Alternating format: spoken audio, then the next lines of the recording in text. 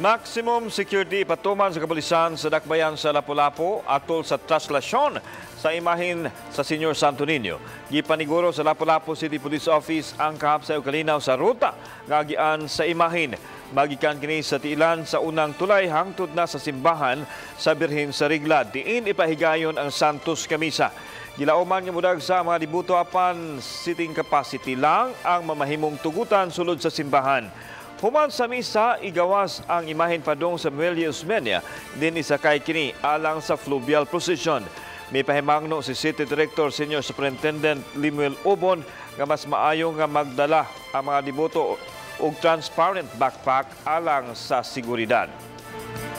Nanawagan ko sa atong mga devotees nga